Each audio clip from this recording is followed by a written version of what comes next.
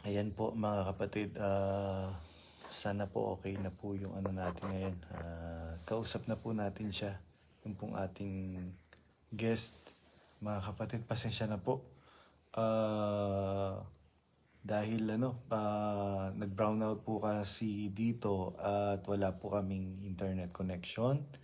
Buti nakapagpa-load po ako. So, kaya meron po akong ano ngayon.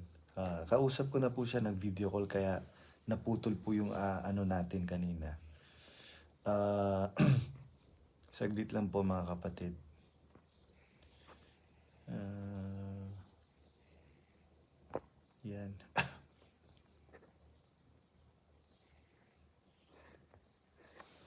Doon po sa ano po natin, guest natin ngayon.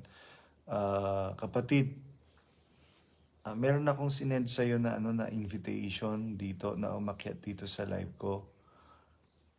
Pakisabi pasok siya sa live ko,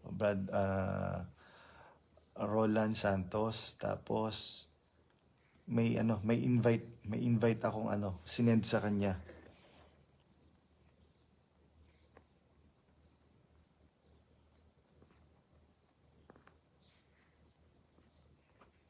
Saglit lang po ha, mga kapatid.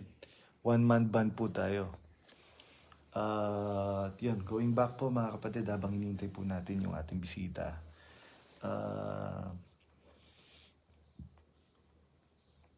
Marami pong mga kapatid sa iba't ibang panig ng mundo. Biruin mo, sa Europe lang yung mga grupo ng mga kapatid na nakausap ko kagabi is, sabi niya, sabi nila, biro mo brother, they are living a luxurious life.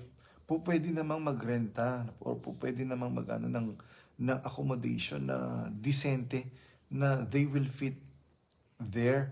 Kaya lang masyado pong tapos biruin mo, ultimong toothbrush, toothpaste, kailangan organic. Brad Roland Santos, po uli.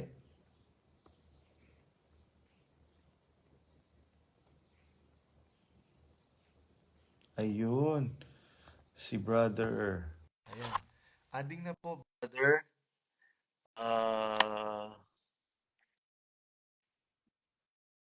Adding na po siya.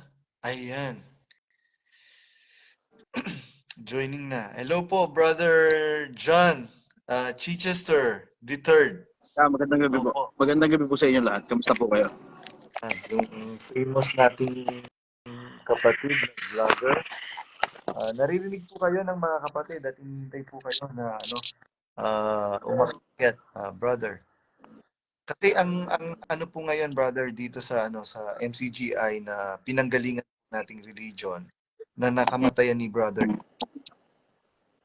Pinalitan po ni Daniel lahat ng mabubuting bagay na ipinundar ni Brother Eli. Unang-una yung aral, brother, na yung aral na lilingapin mga may hirap without without the camera. Aware naman po kayo doon sa mga ginagawa nating charitable works during Brother Eli's time na we are doing that without the intention to be seen by people. But now, meron mga po, Brother John, sa iba't ibang panig ng mundo na mga charitable works na cares, if they knew that the institution is not going to allow them to document their sentiment, dinidecline na yung pong invitation ng MCGI Cares, brother. And yung branding na ang dating daan, from ang dating daan na doon naman po tayo na napukaw, natawagan ng pansin, nung namatay si Brother Eli, pinalitan po lahat ng mga signages, ng mga lokal, ng MCGI Cares. Naging Tunog po Foundation. Nakabalita nga po ako tungkol doon sa maraming bagay na yan. Well, generally, matagal naman na mula nung huli ako nakadalo kasi it was a very, very long time ago. 2006 ako naanib noon. Matagal na yun. Just like any other organization na naanibang ko in the past. It was 2006. Kasagsagan ng mga panahon na yun ng ano eh. Yun na yung mga panahon na dying down na ang mga debate. I miss those days. Nakakamiss yung mga panahon na yun. Pero after some time, syempre dahil life gets in the way, maraming salamat sister. Life gets in the way, hindi na nakakadalo. Tapos maraming mga organization yung nabalitaan ko at narinig ko. At sa dami ng mga bagay na narinig ko, mas minabuti ko na mag-aral lang maraming iba't ibang bagay tungkol sa buhay. Hindi lang dito sa buhay na to, pati sa kabila. Kasi ang isa sa mga bagay na na-appreciate ko tungkol dito sa buhay na to is I'm a free thinker. Ngayon, hindi ako miyembro ng kahit na anong organization na religious. Kaya mayat maya yung aking tindahan dito, yung aking Project 1M, dinadayo ng iba't ibang mga religious people from all types of denomination. Obviously, dahil general majority ng nasa Pilipinas under ng umbrella ng Kristyanismo, marami ritong mga pumupunta na iba't ibang organization, including sa MCGI, sa INC, sa Born Again, Mormons, sa Islam din, mayat maya, bumibisita rito yung mga Muslim. At nag-e-enjoy akong kakwentuhan ng maraming iba't ibang organization. Kaya nag-request si Brother JR na umakyat daw sa live, sabi ko, isa sa mga pinaka-importante para sa akin yung usapin tungkol sa kaluluwa So, ito yung isa sa mga bagay na hindi ko talaga pinababayaan. Although, it was a very, very long time ago. 2006 pa yun I was 16 back then. Batang-bata pa ako ng mga panahon na yun Nakakamiss yung mga panahon na yun. So, ngayon ang programa ko sa social media tumatakbo dun sa konsepto na anything and everything under the sun, including science, including finances, kasi nagtuturo din ako ng tungkol sa pagnenegosyo At maraming iba't iba pang mga bagay, including religion. So, sabi ni brother, meron daw mga taong mga interesadong magtanong at makaalam ng maraming iba-ibang bagay tungkol sa maraming bagay. Kaya naimbitahan naman ako na umakyat dito sa live. And here I am. Magandang gabi po sa inyong lahat, sa mga nasa Pilipinas. Magandang araw sa inyo sa iba't ibang panig ng mundo. Kamusta po kayo? Salamat po sa Diyos, Brother John Chester, sa pag-ano niyo po sa po namin. At ngayon po kasi, Brad John, doon po sa going back doon sa pinag-uusapan po natin. Meron po kasi mga aral na blatantly nilalabanan yung aral ng Panginoong Jesucristo. Yung pong hipokrasya. Sabi po ni Sis Luz, sabi niya, salamat sa Diyos, Brad Daniel, at napakaganda ng itinuro mo. Sa amin ngayon, naiintindihan lang namin ngayon. Ano po yung sabi ni na ngayon lang niya yan. Outside the church daw po, sa MCGI, Brother John, kolorum lang daw po lahat. Kahit anong gawin mong mabuti, basta you are outside the perimeter of MCGI, hindi daw po credited yung gagawing mabuti ng tao. Generally, ang Diyos, kapag binasa mo sa Biblia, sa isang talata ng Gawa, kahit saang bansa, basta gustong sumunod sa Kanya, katanggap-tanggap sa Kanya. Exactly. Yun ang nababasa ko sa Biblia. So, hindi yan parang confined ng isang religious organization. Although meron ka talagang mababasa sa Biblia na yung iglesia yung tagapagpakilala. Exactly. At maraming iba't iba pang mga aral na kung babasahin mo sa Biblia, and I'm going inside the Bible and not just MCGI alone, merong boundary na nakasulat sa Biblia tungkol sa iglesia ng Diyos o iglesia ni Kristo noong unang panahon. Ngayon, outside naman ng iglesia, ang nakasulat sa Biblia, Diyos ang humahatol. Exactly. So tungkol sa mga nasa labas ng iglesia, ang sigurado ko doon na aral sa Biblia, yun yung sa isa sa itinuro ni Pablo sa isang talata ng unang Korinto, na labas ng iglesia, Diyos ang humahatol. I am not a big fan of condoning anyone just because they are outside of a respective religion. Otherwise, ang mangyayari niyan, parang katulad dun sa ibang relihiyon na kapag ka nasa labas ka daw ng iglesia, ay lulutong ang gulugod mo sa impyerno. Ganun na po. Hindi ako naniniwala sa ganun eh. Pasensya na kayo, hindi po ako naniniwala sa ganun. Opo. Actually, alam niyo po, Brad, Jan, noong pong napunta po ako dito, bago lang po kasi ako sa Europe, pero matagal na po akong nag-abroad. Dahil kasama po Mm. Brother Eli sa Singapore, sa Hong Kong, sa Brazil. And Mm. for quite some time, nagpaalam ako kay Brother Eli na maghahanap buhay muna para Yeah. mabigyan ko ng sustenance yung family ko financially. So, yun, naman ako ni Brother Eli for quite some time. And then, mas lumawak yung pananaw ko when it comes to salvation. Kasi sabi ng Biblia sa 1 Timothy 2:4, ang Diyos ang maiibig, lahat ng tao maligtas at Yeah. makatotohanan. So, yung po ngayon kasing aral dyan sa MCGI, brother, na dati nating pinanggalingang religion is para siyang kagaya ng ibang religion na ngayon ang sinasabi nila, lahat po ng mga nag-exit is antikristo, kalaban ni Kristo, maiimpyerno daw. Yun po yung hindi po ba kaya po nagkakaroon ng pagtitiwalag? Because sabi ni Brother Eli, we are giving them in the perfect justice of God. That is the purpose of the very purpose, the very reason why they are, or Brother Eli is doing the excommunication in the church, because marami pong hindi nakikita. Unang-una yung pangasiwaan. At meron pong isang insidente na pagtitiwalag na merong itinago yung mga concern. Kaya merong itinago yung concern na information kay Brother Eli. Ayaw niyang mapahiya yung kanyang wife. Ngayon, lahat po ng mga actually, Brother John, magtatanong ka lang ngayon regarding sa mga pictures ng kumakalat sa internet na doon sa Area 52 na nightclub sa Brazil, at saka doon sa mga alak na binebenta sa mga restaurant ni Brother Eli. Autotiwalag ka na po. Wala na pong circular ngayon.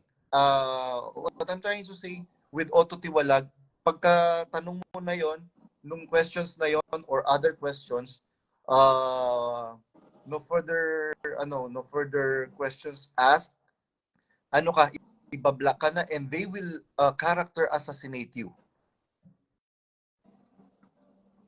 Hindi ko alam yung tungkol doon. May mga pumupunta dito sa akin na member ng MCGI na mga nagtatanong, in fairness, meron naman daw sagot. Yun nga lang, syempre, not to the level of satisfaction ng mga personal na individual na nagtatanong.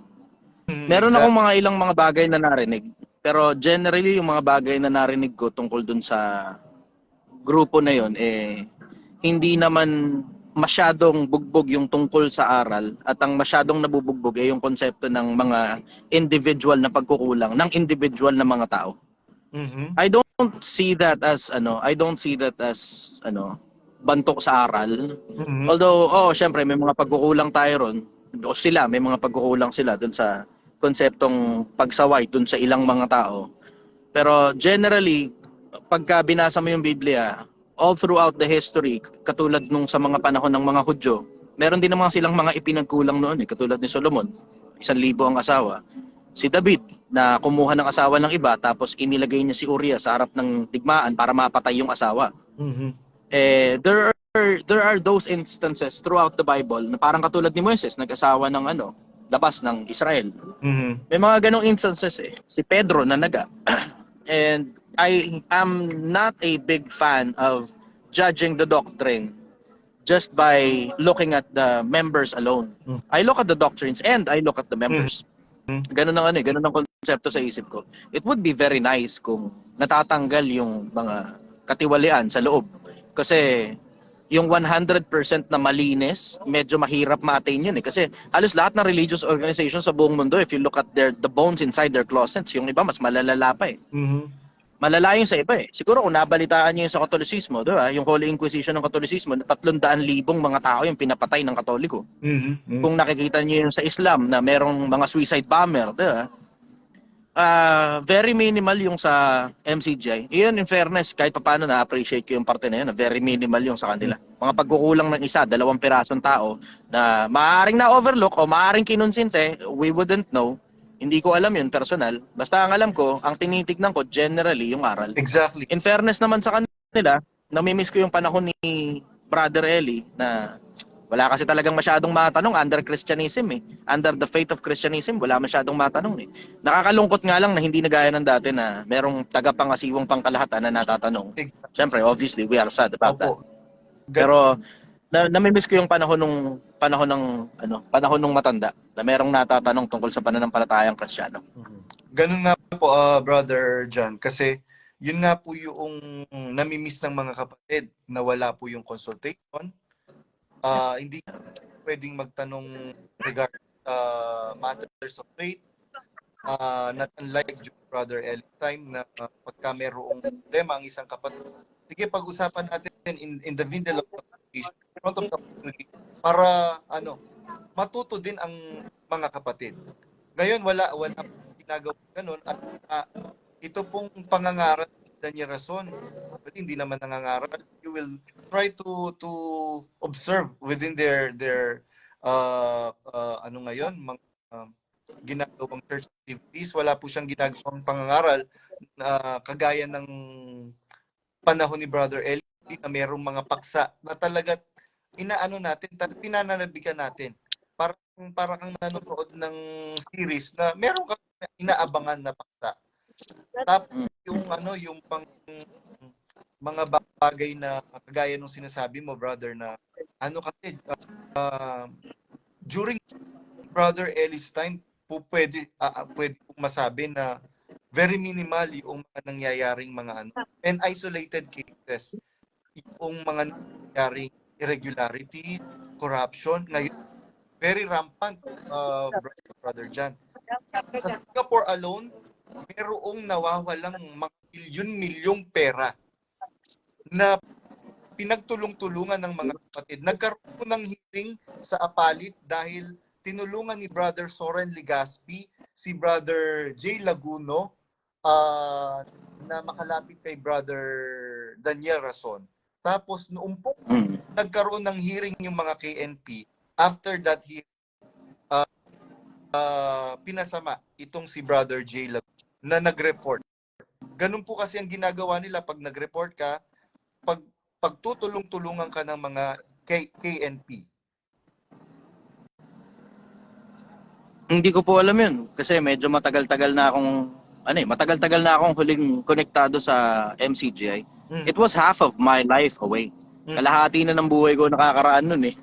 Brother, matagal-tagal na rin naman ako hindi nakakadalo. So wala na akong malay, wala na akong masyadong balita.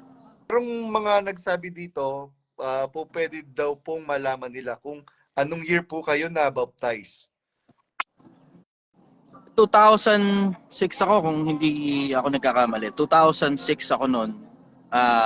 October banda. Hindi ko na lang maalala kung kailan eksakto kasi as in buhay pa si Brother Eli nung mga panahon na yon, hindi na ako nakakadalo eh. As in, that was half of my life ago. Masyado nang malayo, kalahati na ng buhay ko nakakaraan mula nung panahon na yun eh. So ngayon, for the longest time, after nun, ako mismo yung nagbabasa, ako mismo yung nagsasaliksik, naghahanap ng mga bagay-bagay na may kinalaman sa kabilang buhay. Ang general majority ng mga bagay na naiintindihan ko, galing majority sa Biblia. Pero yung mga hearsays, yung mga tungkol sa personal at saka mga pribadong individual o tungkol sa pangasihawan, every now and then nakakabalita. Hindi ko nga lang masyadong ini-entertain kasi maiingat ako sa chismis eh. Maiingat ako sa konsepto ng chismis. Madaling magsalita pero mahirap mademanda. Siyempre, lalo na social media influencer ako, siguro maiintindihan ninyo. Mahirap mademanda, nasa Pilipinas ako eh. Siguro kung nasa ibang bansa ako, madali. Pero kapag nasa Pilipinas ka kasi, alam mo naman ang justice system dito, nakasang-ayon sa kung sino mang may pera o religiously inclined individual na kapag may mga miyembro sa loob ng justice system, automatic na kagad na parang akala mo may hatol na kagad sa'yo diretso ang batas ng tao. Exactly. So nag-iingat din ako sa pagsasalita. Brother Jan, yun nga po yung ina-expose ko ngayon, yung mga irregularities na pinagagawa ng mga individuals who are ano ba masasabi natin? Who are administering the church, yung MCGI. Especially si Daniel Rason, yung mga KNP. Ano ba nangyari na? Ano nang kwento?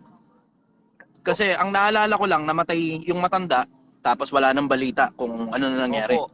Yun lang ang meron ako eh. Meron akong konting balita na nanggagaling sa iba-ibang sources. Pero obviously, lahat ng mga balita eh unconfirmed kasi wala namang ina-acknowledge na kahit na ano ang pangasiwaan eh. Opo. So Exactly. wala talagang kumbaga blindsided ako. Wala ako masyadong confirmed news na natatanggap bukod sa ilang pirasong mga pictures na may nagbebenta ng alak na hindi naman I will say hindi masyadong malaking puntos dahil hindi naman talaga ang aral eh okay lang na mag-inom kasi bawal nga talagang mag-inom. Mhm. And then here are people na merong sinend sa akin na may nagbebenta daw ng alak sa hindi ako nagkakamali sa Salud ba yun? O sa Area 52? Sa Salud at saka sa Area 52 na restaurant ni Brother Eli sa Brazil. Okay. Which is ang battle cry ng mga kapatid, Brother John, para sa inyo pong kaalaman, is hindi po yung pagbebenta itself. Ang battle cry po nila is the admission of Brother Daniel Rason. Na i-admit niya at manghingi siya ng apology sa mga kapatid, sa kapatiran. Mga kapatid, pasensya na po kung nakapagtinda man po ng alak sa mga restaurant sa Brazil na pagmamay-ari po ni Brother Eli, pagmamay-ari. Siyempre, ano yun? Kasama ang iglesia pagka involved si Brother Eli. Involved ang iglesia. Out of curiosity, naitigil ba yung pagtitinda ng alak? Nung po namatay si Brother Eli. Okay. Tapos po ganito po, yung marami pong mga kapatid na naghintuan, nag-exit sa MCTI dahil dyan sa pagsisinungaling ni Daniel Rason. Ang sinasabi niya, Brother John, is ang mga pictures daw po na yon ay edited lang. Area 52 nightclub is artificial intelligence lang. And lately, 2 weeks ago, if I'm not mistaken, sinabi po niya na yung Area 52 hindi na artificial intelligence ngayon. Ang sinasabi niya ngayon is ang president niya ngayon is events place naman daw yung Area 52. Ang battle cry ng mga kapatid, bakit hindi mo aminin sa amin at humingi ka ng patawad? Mas madali pa namin maintindihan yon. Kesa yung magsisinungaling ka, pagmamatigasin mo na edited lang yung mga pictures. Kasi Brother John, merong nakasulat sa sa John 8:44, kayo sa inyong amang diablo ang nais ng inyong ama, ang ibig ninyong gawin. Sa isang mamamatay tao buhat pa ng una. At pagka nagsasalita siya, ay nagsasalita siya ng saganan niya. Sapagkat siya isang sinungaling at ama nito. Yung po kasing kasinungalingan, we don't want.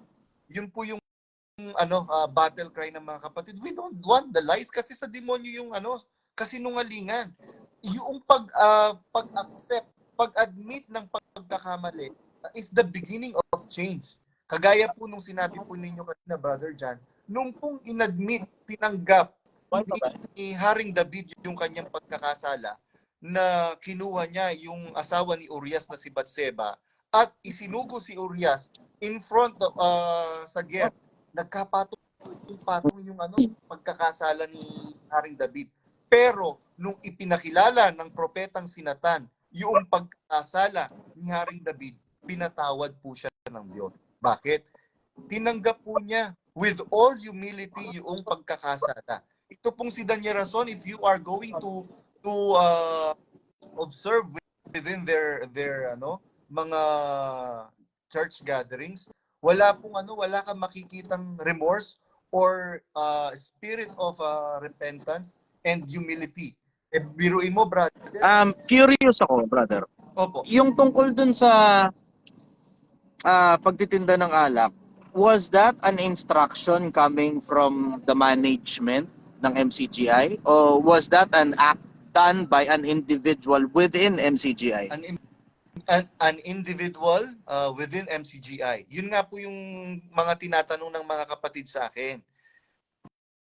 Oo. Kasi iniisip ko rin at the same time, syempre, kumbaga, tumitimbang ako at tinitignan ko rin yung justice at the same time na mahirap naman kasing paaminin ng isang tao sa bagay na hindi naman niya ginawa. Exactly. So kung naiintindihan ko yung konsepto at outcry ng mga tao at mga kapatid na nagsasabing kailangan umamin si Daniel Razon. Pero naiintindihan ko rin naman yung konsepto na kung hindi naman galing kay Daniel Razon yung instruction na magtinda ng alak, wala rin naman siyang obligasyon na umamin dun sa konsepto ng yun. Actually, brother, sinabi ko yun, tinakil ko yan, yung issue na yan sa mga Yeah. previous video. Na hindi naman ikaw ang nagkasala eh.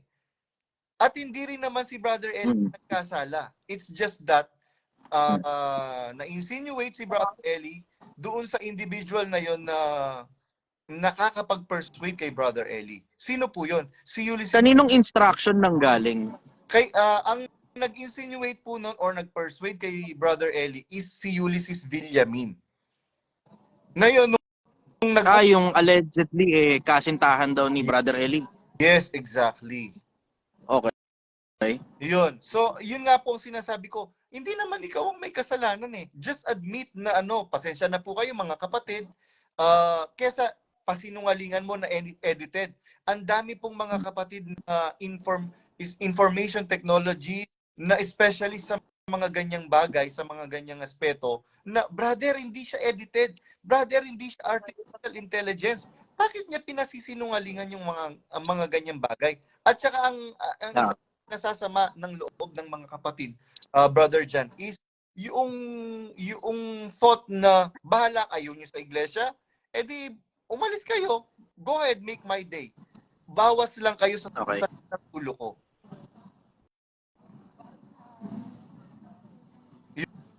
Yun po, brother. Ngayong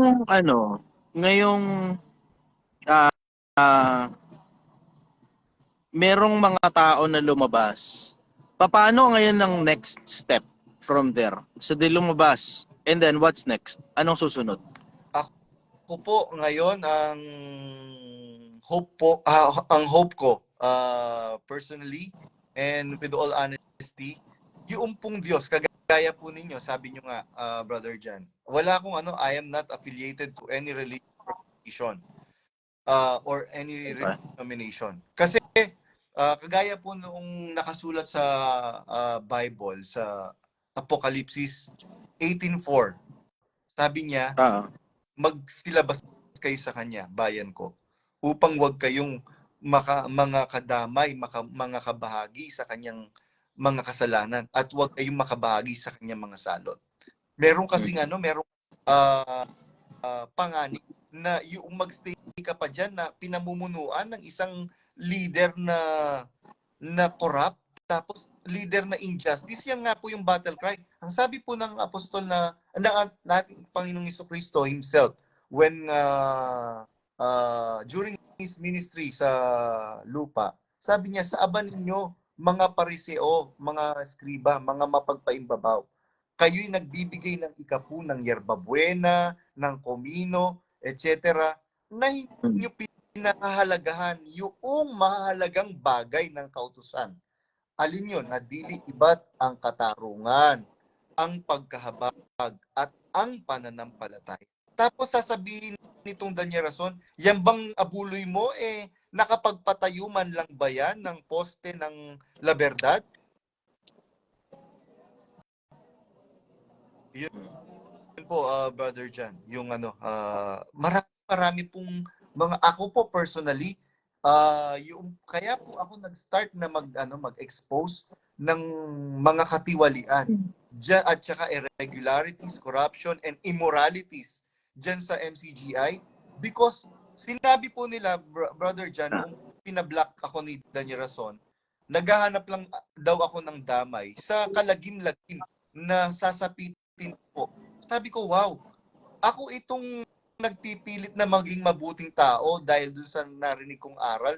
Tapos, kayo, knowing the fact na yung father ni Daniel is babaero until now.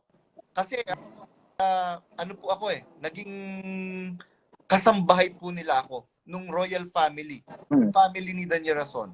Ngayon, Okay. kung pinapaayos po kasi sa akin nung Danyerason, yung phone niya. Merong nag-pop up doon na babae ni Daddy. Sabi ko, uy. And meron pong kaya nga po nung sinasabi nyo, mahirap kasi for me na mag-akusa ng walang facts. Ako po kasi the very reason why I am exposing this because I have the personal knowledge on what the first family of MCGI is doing. Especially yung pong EJ Rason na brother ni Danya Rason, nag-drug addict po 'yon. Tapos nagkasino na bawal sa atin. Tapos ako ngayon itong sasabihan mo na meron akong kalagim-lagim na na sasapitin. Tapos ito pa, brother, yung eldest son, yung junior ni Danya Rason, biruin mo, yung kainuman niya na kabarkada niya na kapatid, si Brad Ramon Espanyol, na anak ni Brad Romy Espanyol na dating ministro ng INC, nagiinuman sila ng red wine during that time, pwede pang mag-inuman ng red wine basta yung percentage ng alcohol is below 4.5. Nilagyan niya ng pamulo. Pagkagising nung pobreng bata, yun, nangyari yung dapat hindi mangyari. Yun, brother. Kaya ako sa ako yung iano nyo, ako yung i-condemn ninyo na maiimpyerno, knowing the fact na kayo mismo diyan sa pamilya ninyo kung ano-anong kademonyohan ang pinaggagawa ninyo. Yun po yung sinasabi ko ngayon sa mga kapatid. And when I started this exposition of the bad things and irregularities, corruption, nagkasangasangan po, brother Jan, yung mga merong mga nag-met na mga kapatid sa iba't ibang lugar sa mundo na brother, dito rin po may corruption. Alam niyo po ba ito pong and yung pong sinesend po nila sa akin may document, brother Jan. Documented na after MCGI, brother, what's next? After MCGI, kagaya mo nga, and as I've said doon sa usapan natin gabi, meron kasi ang Panginoong Jesucristo. Ang sabi niya, doon sa babaeng Samaritana, dumarating ang araw, ayun nga, na sasambahin ng mga tunay na mananamba ang Diyos sa Espiritu at hindi na natin maroon pa sa tulo, umakyat pa sa tulo upang sambahin ng Diyos. Kailangan po pala natin ang Diyos. Yun yung hinahanap ng Diyos na mga tunay na mananamba. Alin? Yung pagsamba sa Espiritu at katotohanan. Ngayon, ang sabi ng Jesucristo, pakabanalin mo sila sa katotohanan. Ang salita mo ay katotohanan. Sino yung katotohanan na makakapagbabanal sa atin? Ang sabi ng Panginoong Kristo, ako ang daan, ang katotohanan at buhay. Walang makakaparoon sa aking Ama maliban sa akin. So, yung pong tinuturo ng Panginoong Jesucristo nung nagkatawang tao siya is kagaya po ng sinasabi ko. We cannot judge the people inside the other religion, inside other religious organization or denomination. Kasi sabi ko nga po sa inyo, napakalawak ng kaligtasan ibigay ng Diyos sa tao. Sabi nga, di po ba, ang makapagpainom ng isang tarong malamig na tubig sa pangalang alagad, hindi mawawala ang ganti. Doon naman sa aklat ng Mateo, halika kayo mga pinapala ng aking Ama, manahin ninyo ang kaharian ihanda sa inyong buhat pa ng una, sapagkat ako'y nagutom, inyo akong pinakain, ako'y nakuhaw, inyo akong pinainom, ako'y naging taga-ibang bayan, inyo akong pinatuloy, ako'y nagbilanggo, inyo akong dinalaw. Panginoon, ilang nakitang nagutom, nauhaw, naging taga-ibang bayan, nabilanggo, sasagot ang hari. Katotohanan ng sinasabi ko sa inyo, anumang ginawa sa maliliit na ginawa ninyo sa mata. So, yung konsepto ng kaligtasan na binigay ng pagka gumawa tayo ng mabuti, sabi ng Biblia, ang naaawa sa dukha ay nagpapautang sa Panginoon at ang kanyang mabuting gawa ay babayaran sa kanya. Mga anak, magsitalima kayo sa inyong mga magulang sa Panginoon sapagkat ito'y mabuti. Mga magulang, wag ninyong ipamungkay ang inyong mga anak sa galit. Ang nagkakandili sa kanyang sariling kanya, lalo na sa kanyang sariling sambahayan, ay tumanggi sa pananampalataya. Mas masahol kaysa hindi sumasampalataya. So maraming sinasabi si Brother Eli na form of worshiping God nung buhay pa po siya. Maraming paraan. Tama.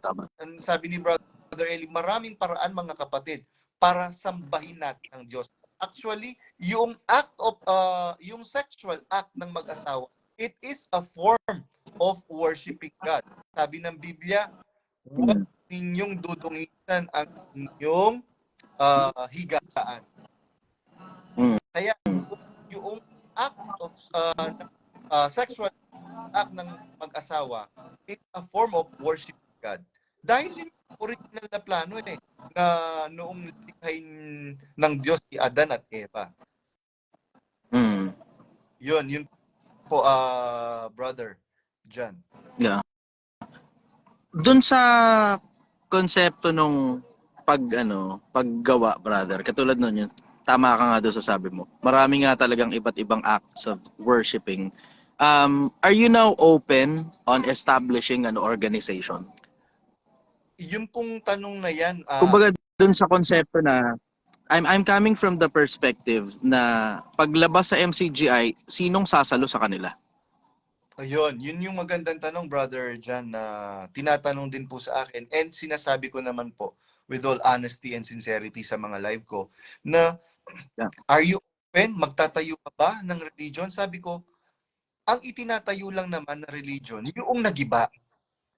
Wala naman tayong dapat itayo dahil establish yung church na yon na nasa Bible. Ang sabi ng Biblia, sinasabi ko sa iyo na ikaw ay Pedro. Sa ibabaw ng batong ito, itatayo ko ang aking iglesia. At ang mga pintuan hindi mananaig dito. And the gates of hell shall not prevail in it. So, walang chance na maigiba yung iglesia. Ngayon,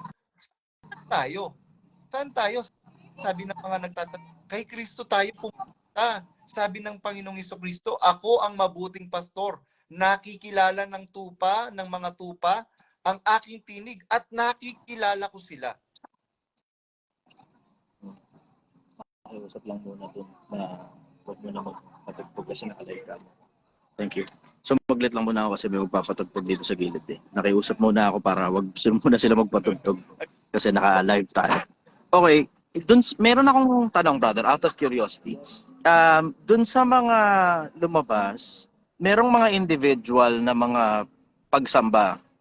Paano yung konsepto ng collective na pagsamba katulad ng paggawa ng mabuti at ang pag-abuloy ay wag ninyong kalimutan sapagkat sa paggawa ng mga bagay na ito, ang Panginoon ay totoong nalulugod. Paano yung konsepto ng collective effort ng mga kapatid na lumabas? Anong doon? Anong idea mo tungkol doon?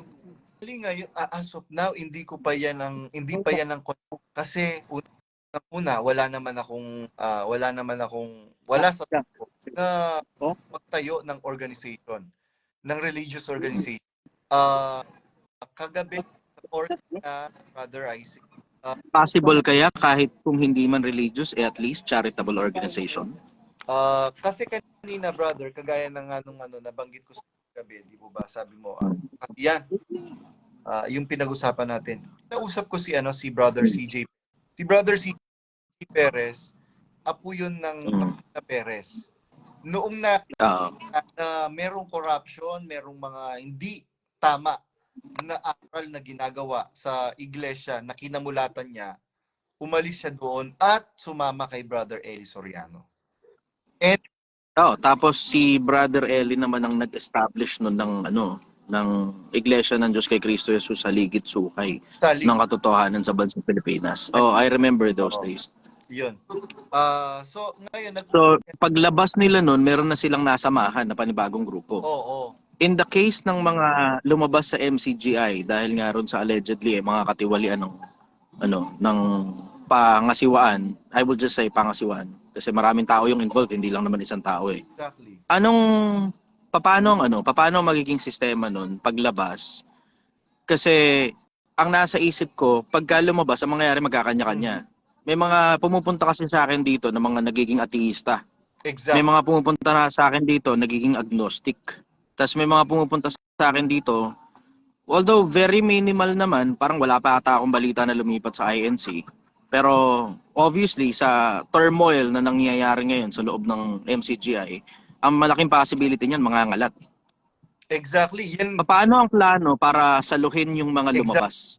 exactly, brother John. Ganyan din po yung nangyari sa panahon ng mga unang Kristiyano when they were being persecuted sa Israel.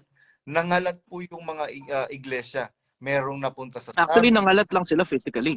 Pero spiritually, pare-parehas pa rin yung religious organization na pinagsasama-samaan nila. Exactly. Physical lang yung pangangalat nila doon, naalala ko. Yes, they are Pero bound. yung spiritual aspect, paano ang plano doon? Anong nasa isip? Yung mga nangalat na iglesia noong time yung during the first Christian era, they were still bound by one doctrine. Kaya nga sinasabi ni San Pablo ang iglesia sa merong isang espiritu, merong isang bautismo, merong isang Diyos. Ngayon, yun po yung sinasabi ko sa mga kapatid ngayon. Kasi meron pong nagtayo ng iglesia. Yung si Ulysses Villamin, nagtayo siya ng iglesia. Bakit? Ayaw niya na pamunuan siya ni Daniel Rason. So, meron po mga sumunod sa kanya. And yung mga sumunod sa kanya nag-alisan din dahil nakita nila na wala namang solid na naturo itong si Ulysses Villamin. And ganun din itong si Daniel Rason. Wala ring solid na turo. Kaya nga itong mga kapatid ngayon, kahit na dumadalo sila, meron kasing dalawang categories ng mga kapatid ngayon. Inside the church, merong close at saka merong active. Disregard na natin pagka yung isang kapatid nag-exit na, hindi na siya kasali doon sa mga kapatid na classified doon sa mga actively participating doon sa mga activities dyan sa MCI. Dalawa yung mga classification, isang closet at isang active. Ngayon, maraming mga closets, maraming mga manggagawa na nagme-message sa akin na, brother, closet po ako, ganito, ganyan.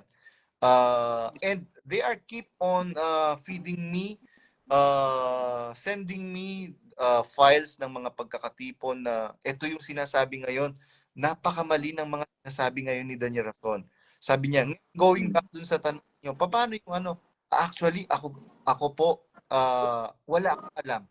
Ang sinasabi ko, kaya nga ang sinasabi ko ngayon, mga kapatid, the very reason why I am this non-stop na pagsasalita on live dahil yung kapatid kagaya ng sinabi mo, brother John, is merong naging atheist, merong naging agnostic because of that yung ginawa ni Daniel Rason na hindi niya nilingap, hindi niya kinalinga yung supposedly na bilin sa kanya ni Brother Eli na lilingapin dapat sana yung kapatiran. Kaya nga po siya tinalaga na vice presiding minister or second in command sa authority ng iglesia. Ngayon, wala po siyang ginagawang paglingap sa mga kapatid. Basta mayroong kang tanong ngayon, automatic you are tiwalag. Yun nga po, kaya naging trending yung auto-tiwalag na yan sa social media. And maraming mga brother, kagaya po nung after nating mag-usap, brother, merong grupo ng mga kapatid sa sa Europe, nag-video call po kami at mag-usap. And right after naming mag-usap ng grupo ng mga kapatid sa Europe, merong nag-message sa akin, brother, do you have 2 minutes of your time that you can spare for me? Sabi nung kapatid. So, naobliga ako na pagbigyan yung kapatid kasi parang Sabi ko, 2 minutes of my time daw. Eh, hindi naman 2 minutes lang ang ang pwedeng ibigay sa kapatid. Buka, ibinibigay eh. Totoo. Tapos binigyan ko po siya ng alam niyo po yung 2 minutes, more than 2 hours kaming nag-uusap. Nasa New York po kapatid, very renowned artist po siya sa New York. Yung kapatid na yun, na hindi na rin po dumadalo because of the irregularities, the immorality, and the corruption that this leadership, Daniel Rason leadership is doing. Kasi noong una, Brother Jan, pinagtatanggol ko pa si Brad Daniel na mga kapatid, baka po hindi po nakakarating kay Brother Daniel yung pong dapat niyang malaman para po makapangasiwa siya to lead us all in righteousness. Tapos afterwards, siguro mga ilang araw lang, sa pagkakatipon po, sinabi niya, huwag ninyong sasalangsangin yung desisyon ng aking mga KNP dahil merong basbas ako sa kanilang mga desisyon. So, paano ko pa may pagtatanggol si Brother Daniel?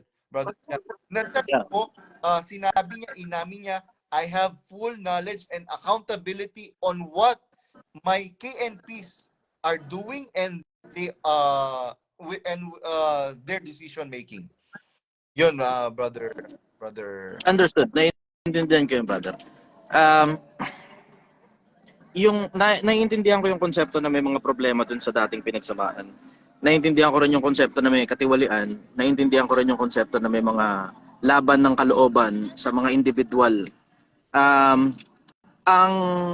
gusto kong matutunan, brother, if you can share with me a path or a direction that yung mga tao pwedeng mapuntahan paglabas nila dun. Kasi I am really concerned dun sa konsepto na pag lumabas walang mapupuntahan. Tapos ang mangyayari, kakalat ngayon ng mga tao. Mm-hmm. If I may suggest, if it is possible, at least have a group session or an organization na kahit charitable institution lang muna sa pansamantala, kasi it sounds to me like people are scared of establishing an actual religious organization, and that's totally okay, that's totally fine. If hindi pa ready na gumawa ng organization, at least have a charitable institution na mapupuntahan ng mga tao kung saan pwede silang makahanap ng lingap at comfort dun sa spiritual turmoil na meron sila ngayon versus having people be converted to atheism or being agnostic or converting to religious organizations na alam naman natin sa mga sarili natin na hindi rin naman natin naaniban. Kasi I'm really concerned dun sa konsepto, brother, na yung pagmamalasakit mo, nakitang-kita ko talaga yung pagmamalasakit mo sa mga tao eh. Nakikita ko yung pagmamalasakit mo na isinasangkalan mo talaga yung buhay mo, isinasangkalan mo yung pangalan mo, isinasangkalan mo yung mga bagay na meron sa'yo na hindi naman nakailangan at hindi mo naman talaga technically obligasyon. Pero you are still doing it for the sake of being a kind person na mga, kumbaga, yung konsepto na magising yung mga tao dun sa mga pagkakamali na nangyayari. I'm also concerned dun sa mga lumalabas sa MCGI kasi paglabas sa MCGI, where do they go from there? Naintindihan ko yung konsepto na spiritual, okay, sasamba sa espiritu at katotohanan. Yet, merong mga bago na mga tinuturing ni Pablo na mga bata sa pananampalataya na nangangailangan ng gatas. Mm-hmm. Yung mga yon, sino ang magbibigay ng spiritual nourishment sa kanila para magawa nila yung mga obligasyon nila na collective na obligation ng mga member ng isang organization na katulad ng unang panahon. Paano ang magiging sistema nun? Kasi syempre may mga paglabas doon, may mga tao maghahanap ng masasamahan yan eh. May mga tao rin at the same time maghahanap ng pagkakatipon. May mga tao maghahanap ng kung sino man yung organization na kanino kaya ako pwedeng tumulong kasi sobra na yung pera ko. Mm-hmm. Ganun yung konsepto eh. Sobra naman na para sa akin, sobra para sa pamilya ko. Saan ko pwedeng ilaan yung effort ko kasi matanda na ako, yung senior citizen na ako, retired na ako, I have all the money in the world, I also have all the time in the world, meron pa akong konting lakas. Saan ko pwedeng ilagay itong lakas na to so I can be justified in the eyes of the Lord? Mm-hmm. Actually, noong mga previous videos ko, brother, ang sinasabi ko, if you still think that staying in that church will still make you a better person, then so be it. Walang usapan doon. It's just that ang aking payo, sabi ko sa mga kapatid, yung pera ninyo na hard-earned money is i-focus ninyo sa family ninyo until such time na merong tumawag sa akin na kapatid na ano siya, matandang kapatid, KNC siya nung nag-split yung yung iglesia nung namatay si kapatid na Perez. Nung nag-video call kami, umagulgul siya, umiyak na rin ako. Doon pumasok yung talata na Apokalipsis 18:4.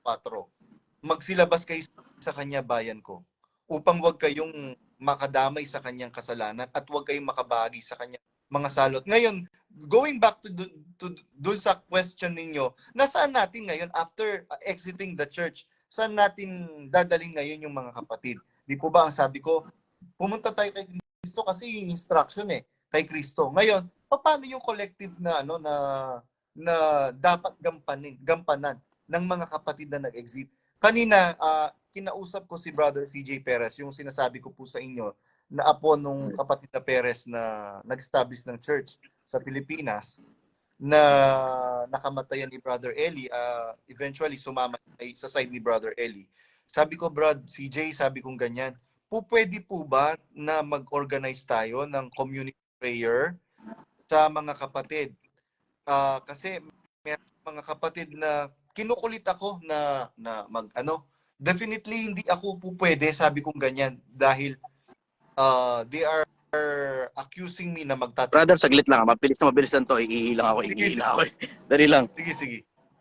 Yun, going back, habang inihintay natin si Brother John Chichester, meron pong mga nag-usap kami. I-open po namin ito na question and answer, mga kapatid. Kung meron po kayong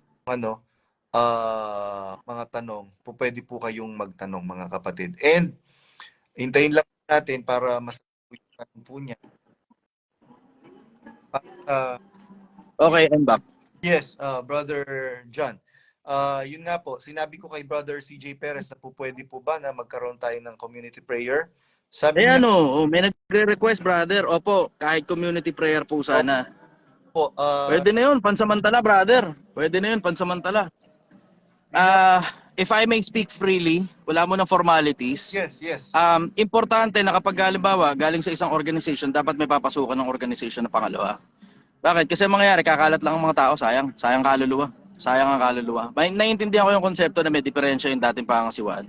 Hindi naman ako bulag nakikita ko yun Hindi rin naman ako bulag at the same time dun sa konsepto na pagkalabas sa isang organization, kailangan may sasalong organization sa kanila. Otherwise, sa mangyayari, papunta ng ateista, papunta ng agnostic, papunta ng mga kalabang mga religious organization na mga natalo naman ni Bradley. Ang pinagmamalasakitan ko yung mga bago. Yung mga matatanda, understood na yun Kasi sasamba sa espiritu at sa katotohanan, understood na yun, naintindihan na nila yun. Alam na rin nila kung paano yung mga dating pagsamba na itinuro ng kapatid na Eli. Pero naiintindihan ko rin naman at the same time na merong mga bago na talagang asing papasok-pasok lang dun sa organization na kailangan ng tagapagturo sa kanila kasi mga hindi pa ito nakakakain ng karne. Mga gatas pa ang pagkain nila Ngayon, I am really concerned dun sa mga tao na lalo yung mga baguhan na walang malay sa religion na ang napakinggan nila ever since kasi mukhang pati sa hanggang ngayon ba ang doktrina ba ng MCGI si Bradley pa rin nagsasalita? Yun pa rin ng doktrina yung recorded ni Brother Eli. Kaya lang ang problema pagka ito may magandang tanong Ang sabi ni Belona, what's wrong po being agnostic at atheist po? Ang atheism kasi sa personal na experience ko, sila, kumbaga scientific mind. Nagkakaproblema nga lang dun sa konseptong hindi sila nag-a-acknowledge ng Diyos. And siguro, pwede mong sabing medyo okay pa yung hindi ina-acknowledge ng Diyos na hindi sila naniniwala. Pero merong mga tao na ateista na blatantly, as in talagang minamalign and minamock nila yung konsepto ng pagkakaroon ng Diyos to the point na they're starting to be extremely toxic and very painful to hear. Nakakatakot yung konsepto ng ateista kasi kung walang Diyos, edi okay lang, kahit maka-offend ka pa ng sobrang daming tao, ayos lang. Ang problema, paano kung meron pala? Tapos Exactly. pagdating mo sa kabilang buhay, surprise motherfucker ka. Surprise motherfucker, may Diyos pala sa kabilang buhay. Doon nagkakaproblema eh. Doon nagkakaproblema. Agnostic, kahit paano, medyo okay lang. At least kahit paano, naniniwala pa sa Diyos yun. Hindi nga lang magkaintindihan talaga kung sinong Diyos. Doon na ngayon magkakaproblema, doon sa konseptong unguided or misguided paglabas. Kaya nga ang suggestion ko, if I may suggest, kung mabigat sa loob ng mga lumabas na magtayo kayo ng sarili nyong religion, at least at the very mal magtayo kayo ng sariling kahit man lang organization na charitable institution. Para merong magga-guide dun sa mga taong lumabas. Kasi pagka, alam mo yun, yung konseptong pinatay mo yung ilaw, tapos lahat ng tao hindi nakakaintindi kung saan ba talaga yung direksyon papunta sa isang destinasyon, ang mangyayari, kakalat ang mga tao. Namatay yung ilaw eh. Namatay yung matanda. Paano na ngayon? Ang pumalit, yung pumalit, tapos hindi gusto ng madami. Ngayon, ang mangyayari, maglalabasan ng mga tao. Paglabas ngayon ng mga tao, sino ay nasasalo sa kanila? Madaling magpalabas ng mga tao galing sa isang organization. Kung saan ilalagay, yun yung susunod na puzzle. Kaya suggestion ko, brother, kung makakapag-suggest ako, gawa kayo charitable institution. Kahit hindi converted na religious organization, charitable institution man lang, di ba? Yeah. Yun ang logic behind eh. Kasi kaysa naman kumalat papuntang ateista na, putang ina yun lahat, di na ako naniniwalang may Diyos, gago kayo. Naloko nyo ako eh. Bakit? Putang ina, yung pera ko dyan napunta eh. Diba, pinautang nyo pa ako eh, diba?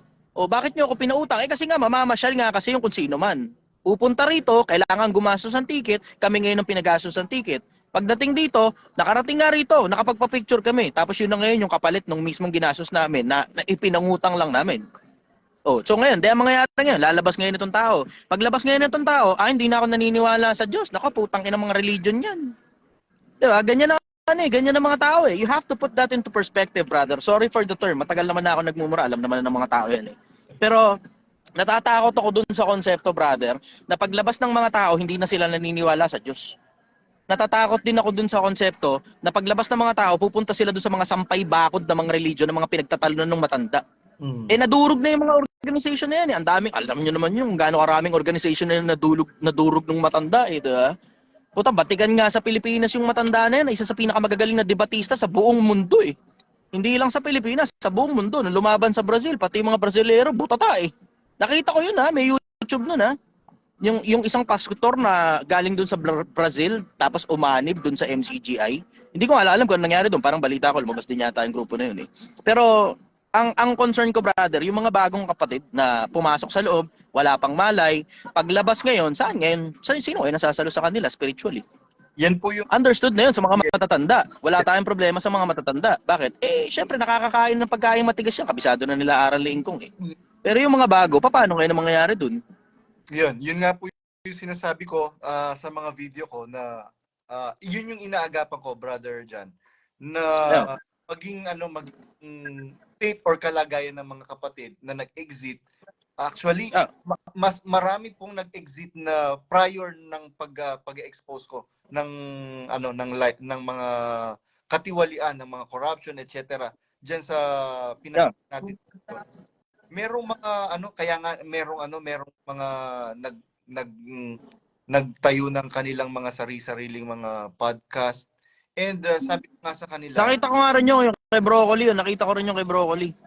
Pero yung kay Broccoli, parang artista niya ata sila no? Ano ba nangyari dun?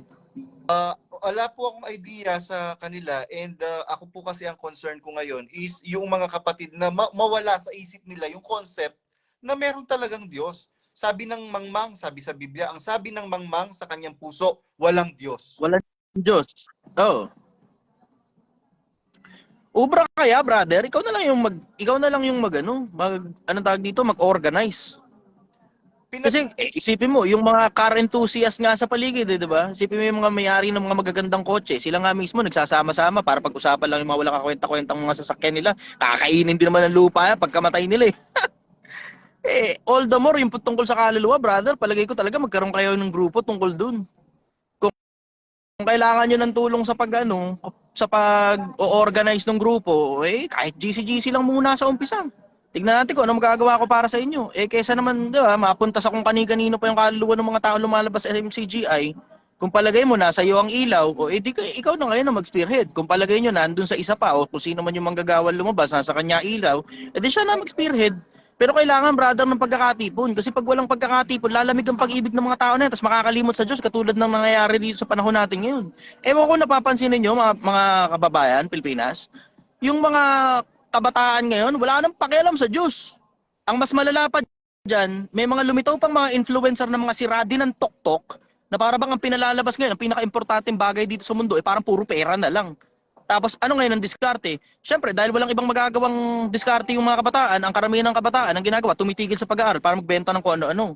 Yung iba namang mga babae, ang ginagawa, in case hindi ninyo alam, dahil puro mga matatanda tayo rito, ang mga kabataan ngayon, lisya. Yung mga babae, ang ginagawa, mga diskarte nila, 18 pababa, ibinebenta yung picture ng mga pepe nila, tsaka mga suso nila kapalit ng GCash. Ingatan ninyo ang pamilya ninyo, baka madali kayo ng ganyan. Kaya nga sinasabi ko, kailangan ng organization para merong pinagtutuunan ng isip yung mga tao at they have something to ponder on tungkol doon sa mga bagay na napag-usapan within the organization. Kasi kung ang mangyayari lang, brother, wag sasama loob mo, no? Kung ang mangyayari lang, palalabasin natin ang mga tao ron sa loob ng organization na yun, tapos wala rin naman sila pupuntahan. Pagkatapos, magsasayang lang tayo ng mga kaluluwa ng mga tao. Isipin mo yung konsepto na, okay, paglabas, saan tayo pupunta? Hindi, wala na lang Diyos. O, saan tayo pupunta? Hindi, magtrabaho na lang tayo, mag-ipon na lang tayo sobrang daming pera. Anong gagawin natin? Basta, bahala na. Hindi naman tayo nakakapagbasa ng Biblia dahil tinatamad nga tayong lahat na magbasa ng Biblia. Ganun ang labas nun, di ba? Actually, kaya gumawa po ako ng support group na group chat. Ayan na mismo. Opo. Yan na mismo. Simulan nyo na yung support group na yan. Simulan nyo na yung support group na yan. It's about time, brother. Para hindi ang nangyayari, hindi, talakayin natin si Daniel Razon. Sirain natin pagkatao nitong putang inang to. Bakit? Sira ulo yan eh. O sirain natin pagkatao niyan. O tapos, pagkasira ng pagkatao ng putang inang yun, ano lang kayo nasusunod? Yes, exactly. Diba? Andun ako sa ganung konsepto na nakikita ko yung puso mo, brother, na mabuting tao ko eh. Pinagmamalasakitan mo yung mga kapwa-tao para wag maligaw under dun sa nangyari nga dun sa huling samahan at yung management ng dating samahan. Pero yung konsepto rin naman na walang pinagkaibahan sa trabaho, yung okay sige, itong management ng putang inang trabaho natin, kupal tong mga hayop na to. Lalabas na ako dito. Paglabas ko rito, magda-dry out ang pondo ko. Pag nag-dry out ang pondo ko, at least may maa-apply na ko ibang trabaho. Ganun yung konsepto na itong mga tao na to na lumalabas, mga taong naturuan ito, katulad din natin, pare-parehas tayo. Mga taong naturuan ito, pagkaturo sa kanila, pananampalataya yan. May mga bagay na naiintindihan yan. Paglipas ng panahon na hindi na re-reiterate sa kanila yung mga bagay na naintindihan nila tungkol sa buhay at tungkol sa spiritualismo, mamamatay ang pananampalataya niyan. And when I say mamamatay ang pananampalataya, ito na ngayon yung gagawa na tayo ng kalokohan na, hindi, putang ina sa MCGI, bawal mag-inom eh. Hindi, magiinom na lang ako sama ng mga tropa. Sa MCGI, bawal mag-drugs eh. May mga tropa ako rito. Sige nga, testing ko nga yan. Hindi, sa MCGI, bawal magnegosyo ng sugal eh.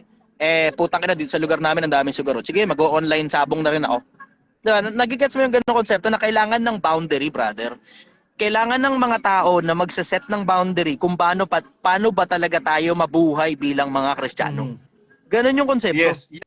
Ganon yung konsepto nasa isip ko. So if you can establish something na mapapasukan ng mga tao, kahit hindi religious organization, pansamantala, kahit hindi religious organization, kahit charitable institution lang na, sige, mga kapatid, eto wala tayong hinihinging abuloy dito.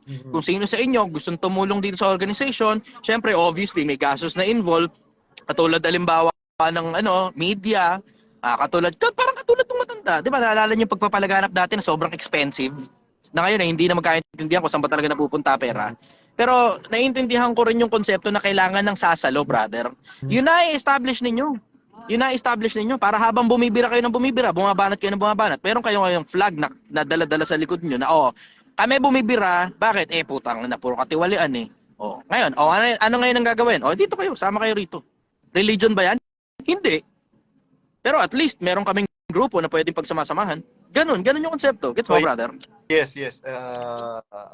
I technically and got your point, Brother John.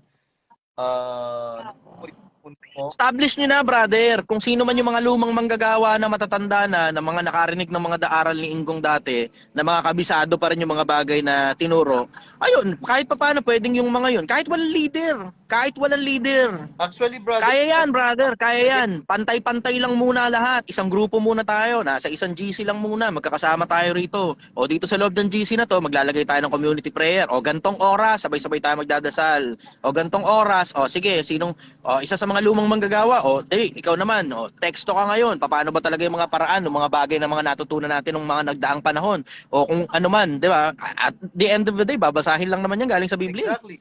Ganun yung Yes, konsepto. actually, Brad, John, yun nga po yung ginagawa natin na mga kapatid, totoong may Diyos at ang utos ng Diyos, eto, silabas tayo dahil merong ng corruption, immoralities, and et cetera, ungodly na ginagawa ng present administration dyan sa MCGI. Ngayon, eto Yeah. ang eto Diyos, mga kapatid, sabi ng Diyos, hindi na natin kailangang sumamba sa mga templo na ginawa ng kamay ng tao, umakyat sa bundok para sumamba sa Diyos. Sabi niya, dumarating ang araw ngayon nga na sasambahin ng mga tunay na mananamba ang Diyos sa Espiritu at katotohanan. And nakuha ko yung punto mo na hindi po pwede kasi na wala tayong maririnig na Yun nga po yung Totoo. Brad Jan, na pinag-uusapan namin ngayon ni Brad City at ng ibang mga manggagawa na kasama Yeah. ng mga nag-exit na kahit community prayer lang, para yung spiritual longingness ng mga kapatid magkaroon sila ng belongingness through the prayer na gagawin natin. Mm. Tama ka ron. Importante kasi na okay, merong push content na on the negative connotation. Ano yun? Yun yung mga dating kasiraan nung mga nauna. Meron din dapat push content pagdating sa positive connotation. Yun yung ang tawag nila ron, positive reinforcement. Mhm. Kung tawagin, positive reinforcement. Sobrang importante ng positive reinforcement na ang pinag-uusapan natin ay mga bagay na nakakapakinabang tayo and not just entertainment alone. Kasi kadalasan ang negative connotation, lalo na push content, negative connotation, madalas yan for awareness plus for entertainment purpose lang yun eh. Generally, wala naman talaga masyadong malaking pakinabang ang negative connotation ng push content eh. Importante yung positive connotation ng push content, brother. Kasi yung positive connotation, dun ngayon sasama sa iyo ang mga tao. Yung mga bagay na pinagsasama-samahan, na mga bagay na pinaniniwalaan, na pinapractice din within the organization. Parang katulad ng Eagles, parang katulad ng Mason. Ganon yung konsepto na hindi ang Eagles ay nakatutok sa expose natin ang kasiraan ng ganitong organization. Ang Mason expose natin ang katiwalian ng ganong organization. Okay, that's just one thing, 'di ba? Pero ang pinaka-importante, brother, yung push content on a positive note. Ano ang mapapakinabang ng mga taong nakikinig? Sobrang importante nun, brother, kasi yun talaga eksakto yung mga dahilan kung paano nabubuo ang mga organization. Mhm. Sobrang importante nun na yung mga tao merong awareness on the negative connotation nung mga pinagsasama-samahan nila dati, pero meron ding awareness on a positive connotation nung mga tao na gustong pumasok doon sa organization dahil nga may mabuting dulot itong organization na to. Exactly. Importante yun, brother. So if you can establish something na makakatulong sa mga tao bukod sa panalangin, may mga matututunan din ang mga tao kasi ganun yung ganun yung layunin ng unang iglesia eh. Hindi ang layunin ng unang iglesia bumira sa mga Hudyo. Kasi doon sila lumabas di ba? Doon sila nanggaling. Nanggaling sila sa antawag ikaw Hudyo. Katulad ni Pablo dati. Pumapatay pa nga ng mga tao si Pablo eh. Papatanikala, Brother naglalagay sa Jan, kulungan Brother hanggang Jan, sa pagpatay. opo. Mm. Brother Jan, interrupt lang kita kasi Sige 10% pa. na lang yung battery ko. Ay, Yung, opo. yung power bank ko wala na, kanina pa brownout dito sa lugar namin. Okay. So in any moment pwede nang maputol itong itong Live. live natin. Understood. Disulutin na natin yung 10% na yan, brother. Yes, go Sige, ahead. open the floor kung sinong gustong magtanong. Ayan na, Ayan. sakto. Merong mga Open the floor kung sinong gustong magtanong. yes, merong in-invite ako. Ayan, invite natin si Kay San Pedro na Sige. ex-MPI din from Canada. Yeah. And I think meron siyang mga gustong i-point out. Member ito doon sa podcast ni Broccoli TV. And they are good Okay. na mga kapatid natin. Nag-decline siya ng invitation, baka nasa work po siya. So, yun, Okay. going Brad Jan, kino-consider ko, I'm trying to consider yung suggestion mo sa akin kagabi na nung nag-usap tayo. Kaya pagkagising ko, minessage ko agad si Brother CJ. Brad CJ, kahit na community prayer lang para yung mga kapatid, magkaroon pa rin sila ng sense of belongingness sa faith na pinagsama-samahan natin. Actually, marami mga kapatid na sumama kay Yuli, na nag-exit din kay Yuli, tapos nag-exit kay na they are encouraging me, brother, po pwede ba tayong mag-organize ng community prayer at ikaw ang mag-lead. Sabi ko, with all due respect po, I cannot entertain that invitation kasi yan po yung iniingatan ko. Bakit? Baka po mapagkamalian po ako na nagtatayo ako ng sariling iglesia. Kaya ako umalis diyan. Hindi po. Kaya yun po yung iniingatan ko po. Meron pong message si Sister Belona. Thanks, Brad J. Arbadon, for recognizing us. Appreciated po. Yes, ina-appreciate po natin lahat ng mga kapatid natin, whether na kay Broccoli TV, na kay Dark Knight, nandun sa Bible Talks. We are brothers and sisters in Christ, mga kapatid. It's just that nagkaroon tayo ng mga hindi magagandang experiences diyan sa previous religion na nagsama-samahan natin. Kaya alam mo, Brad Jan, yung pong ginagawa ko po ngayon is to save our brothers and sisters na nandun sa bingit ng na naalanganin na magkakaroon sila ng konsepto na walang Diyos. And sabi ko nga po, at sabi din ni Brother CJ, there's nothing wrong about atheist and agnostic na mga kapatid natin. Meron yang mga pinagdaanan na mapapait na karanasan. Kaya na trauma sila. Kaya yun po yung sinasabi ko. Sabi ng Biblia, nag-comment ako dun sa post ni Sister Belona. Taga-Canada po yung Sister Belona diyan Sabi ng Biblia, kanyang nalalaman ang ating balangkas. Kanyang inaalaala na tayo'y mga alapo. So, ang Diyos kasi hindi naman siya malupit para hatulan niya tayo na hindi ka na naniniwala ngayon sa akin, impyerno ka. Hindi. Kasi meron pong talata sa Biblia, ang sabi po ng apostol na si San Pablo, pagkalooban nawa ng habag ang sambahayan ni Onesiforo. Bakit? Sapagkat madalas niya akong pinaginawa nung ako'y nasa Roma, kanyang inanap akong buong sikap.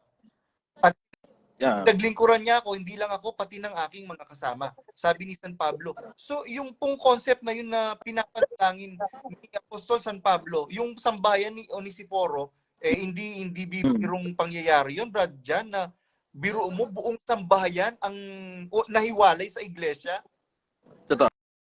Ngayon, brother, dyan, na ang daming mga umaalis sa iglesia, sa MCGI, na sinampalatayanan natin for a very long time, na pamilya. Sobrang yun nga yung sinasabi. Nabalitaan ko nga. Alam mo, nalulungkot nga ako ron Nalulungkot ako ron. Nabalitaan ko nga yun. Kasi marami rin nagpupunta rito sa akin na MCGI. Na mga problema nga tungkol doon sa mga pananampalataya nila. Sabi ko, sino ba sinampalatayanan nyo? Yung tao o yung aral? Exactly. Yun ang lagi kong tanong Tapos ngayon, pag tinatanong mo ng ganun sa madalas na pagkakataon, may nahihimasmasan sila. Yun. Yun ang yun ang na-appreciate ko rin sa matanda. Na-inculcate talaga sa isip natin na sinampalatayanan yung mga bagay na nakasulat. Pag hindi nakasulat, hindi pwedeng sampalatayanan yan. Walang tibay yan. Bakit? Walang pruweba yan Yun yung mga basic principles na hindi ko nakakalimutan dun sa matanda kahit napakatagal na panahon na akong hindi nakaka-attend. Matagal na akong hindi nakaka-attend. Hindi ko na nga maalala yung huling pag-attend ko Naalala ko, may isang pagkakataon na binigyan ako ng link nung pagkamatay ni Ingong. Yun isang beses. Pero pag prior to that, halos 10 taon na yata. Matagal na, sobrang tagal na ako hindi nakaka-attend. Pero hindi ko nakakalimutan yung mga basic principles na itinuro nung matanda. Pero ngayon, alam mo yung syempre dahil matagal ka nang hindi nakakadalo, nawala sa isip mo yung kami lang maliligtas, parang ganun yung konsepto eh, diba? Parang Yes. Iglesia ni Cristo eh. Pero nawala na sa isip ko yun. Ang nasa isip ko ngayon, I look at it on a very broad perspective na yung Biblia, sinulat yan 2,000 taon na nakakaraan. 96 AD yung huling lag dyan eh, nung si Juan Apokaliptiko yung sumulat. Pagkasulat niya nung Apokalipsis, hati na sa 7 yung iglesia noon, pinadala ngayon doon, hindi nga natin alam kung nakarating pa ba o hindi na yung Apokalipsis eh, doon sa 7 iglesia. Pagkatapos noon, wala nang balita kung ano nangyari kay Timoteo eh. Exactly. Wala nang balita. So hindi ko ngayon alam kung ano ngayon na nangyari, and yet here we are 2,000 years after. Lahat tayo ngayon kalilitaw-litaw lang, tas lahat tayo ngayon kinokopya natin kung ano man yung nakasulat doon sa lumang librong 2,000 taon na nakakaraan nung isulat. That's Exactly. how I look at it. I'm looking at it on a broad perspective na hindi natin pag-aari yung iglesia. Hindi natin pag-aari yan. Tayong mga tao, kalilitaw-litaw lang natin dito. Naisulat yan, 2,000 taon na nakakaraan. Yung mga bagay na nakasulat dyan, kinokopya lang natin. Kasi parang katulad nung, di ba, claim ni Inggong dati na sinasabi niya na hindi tayo yan. Tayo, nakisanib lang. Parang katulad ng ginawa